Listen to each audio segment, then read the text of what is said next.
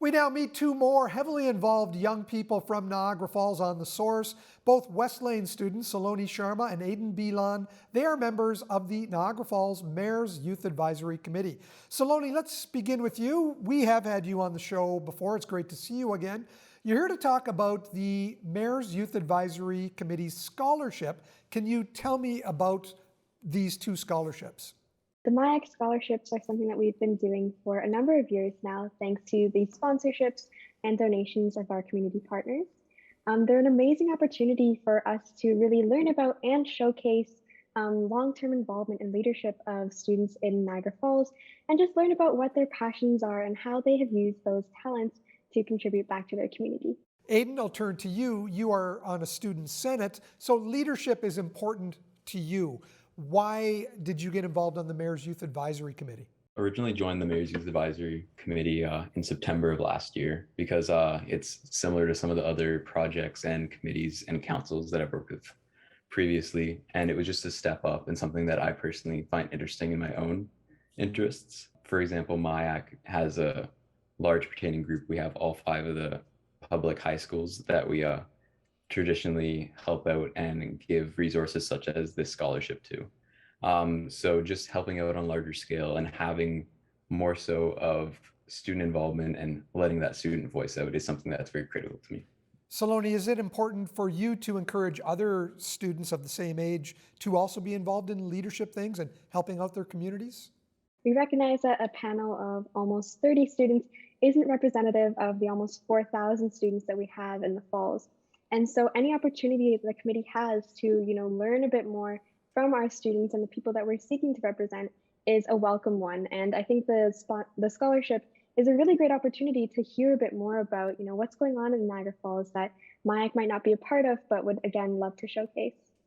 Aidan, let's talk a little bit more about the scholarships. I know there are 2 of them. What kind of people are you hoping these scholarships go to?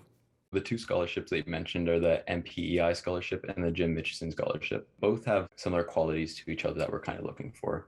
We're looking for students that demonstrate leadership and they involve their community heavily in their lives, their community, their school, their high school, and their high school career in general. Just students that exemplify helping service above self. So students that are more interested in helping out with the community, helping around their high school, and have done great things for the city of Niagara Falls or the Niagara region in general.